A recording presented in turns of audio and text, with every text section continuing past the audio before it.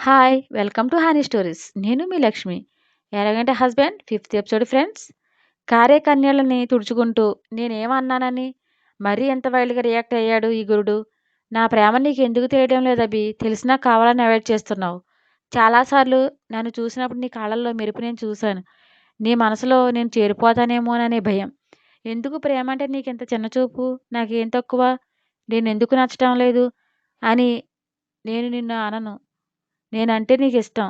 అది కష్టంగా అదిమేసినా నిన్ను వదిలే ప్రసక్తే లేదు. ప్యూర్‌గా లవ్ చేశానురా నిన్ను అని బాధగా అనుకుంది సిరివల్లి. ఏంట్రా మచ్చా! ఏంటి ఇష్టం లేదంటున్నావు ఎంతసేపు పెట్టావు మీటింగ్? సిరిపాపతో ఏంటి కథ? మాకు చెప్పరాదే అన్నాడు నవ్వుతూ గగన్. ఆ! మెంటల్ మందంతా నాకే తగులుతారు నీతో సహా అంటూ చిటపటలాడాడు అభి.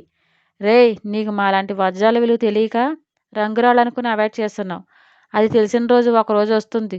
చూస్తుండు అన్నాడు గగన్ కాలర్ ఎగరేస్తూ. అబ్బచా!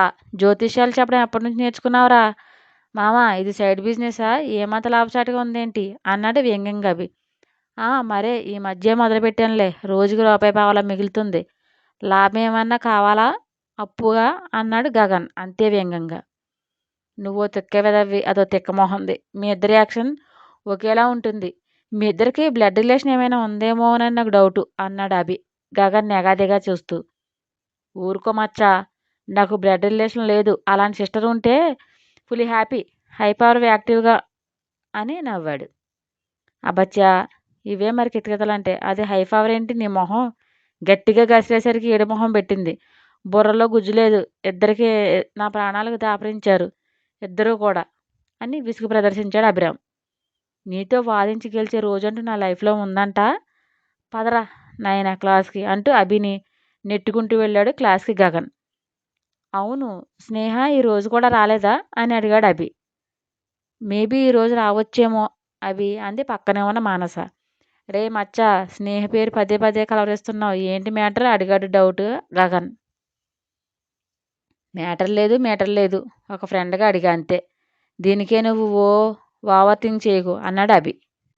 ఆ స్నేహ బిహేవియర్ అంతగా మంచిది కాదురా. తనకి అంత ఇంపార్టెన్స్ ఇవ్వకు. తను నాకు ఇంటర్ నుండి తెలుసు అన్నాడు గగన్.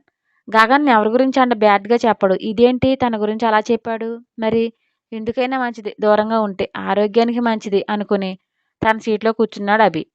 సిరి క్లాస్ బయటే కాపలా కాశాడు కళ్యాణ్. హాయ్ సిరి అన్నాడు. విసుగ్గా చూసి మా క్లాస్ దగ్గర నీకేం పని? అని మొహం మండించింది.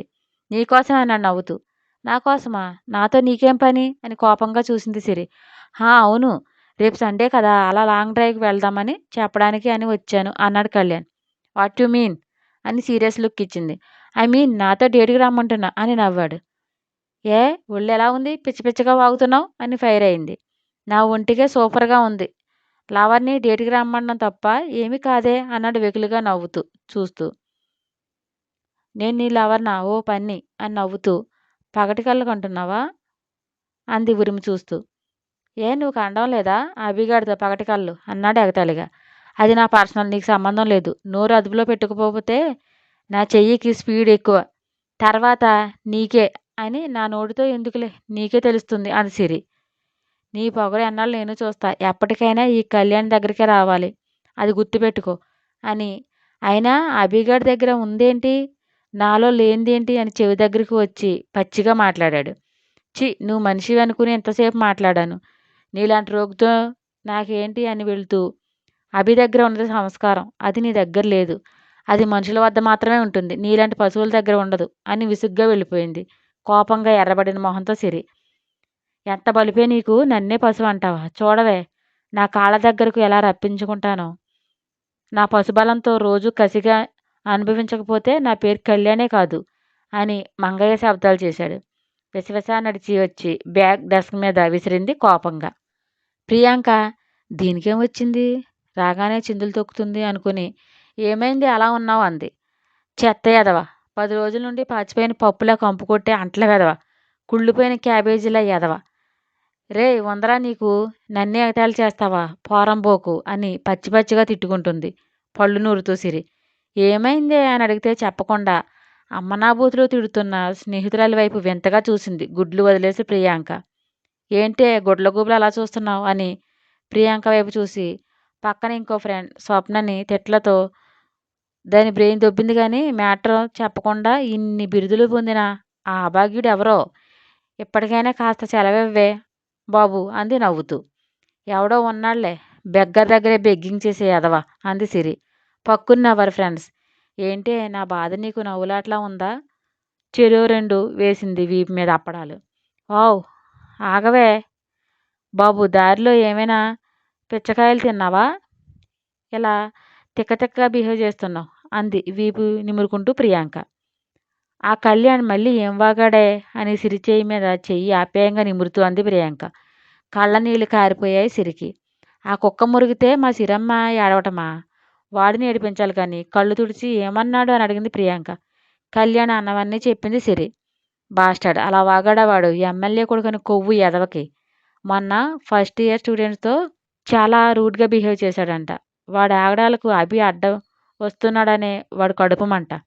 అందుకే అలా వాగాడు. లైట్ తీసుకో సిరి, డైవర్ట్ చేసింది ప్రియాంక.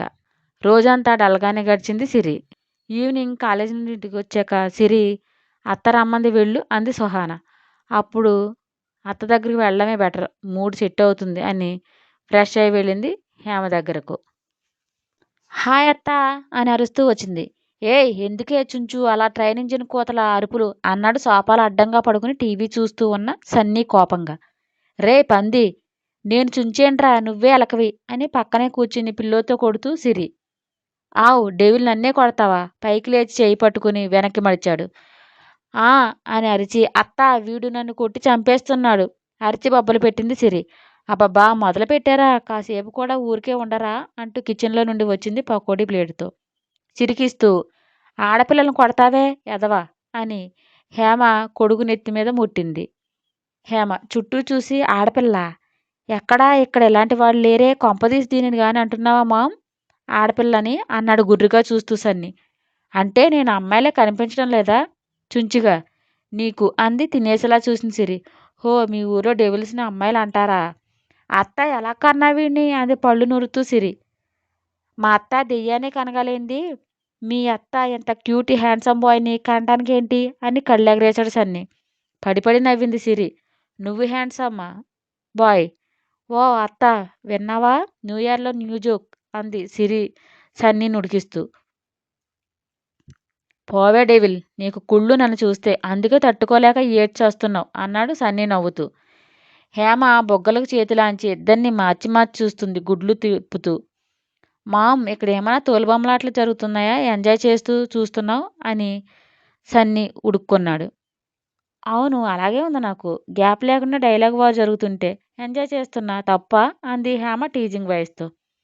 మామ్, అందరూ దీన్నే సపోర్ట్ చేస్తారు, అత్త మాత్రమే నాకు జత, అందుకే దీనికి బలుపు అని నెత్తిన ముట్టాడు కోపంగా.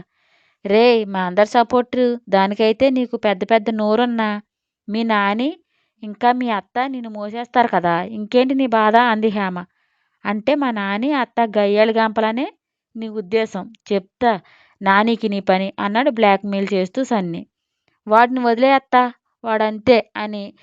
నీది మామూది లవ్ మ్యారేజ్ కదా, నాకు చెప్పవా మీ లవ్ స్టోరీ అంది సోఫాలో మటం వేసుకుని కూర్చుని పకోడీలు తింటూ క్యూరియాసిటీతో అడిగింది సిరివల్లి. అబ్బా, ఏం ఇంట్రెస్టో లవ్ స్టోరీ అంతే, ఈ ఇంట్రెస్ట్ స్టడీ మీద పెట్టావే అన్నాడు సన్ని వెక్కిరిస్తూ. పారా పంది, మధ్యలో స్టడీ డిస్టర్బ్ చేస్తే స్టోర్ రూమ్లో పడేసి లాక్ చేస్తా, దోల తీరుతుంది అంది కోపంగా. చా, నువ్వేనా నీ మామూను కూడా వేసుకొస్తావా అని ఎక్కొక్కిరించాడు సన్ని. ఎల్లెహే, నీతో నాకేంటి అని. అత్త నువ్వు చెప్పు ఎక్సైట్మెంట్తో సిరి. తల్లిదండ్రి లవ్ స్టోరీ తనకు వినడానికి ఉత్సుకత చూపించాడు సన్ని. నా స్టోరీ మీకు నచ్చినట్లయితే ఒక లైక్ ఇచ్చి కామెంట్ చేయండి. ప్లీజ్ షేర్ చేయండి, సబ్స్క్రైబ్ చేయండి బడ్డీస్.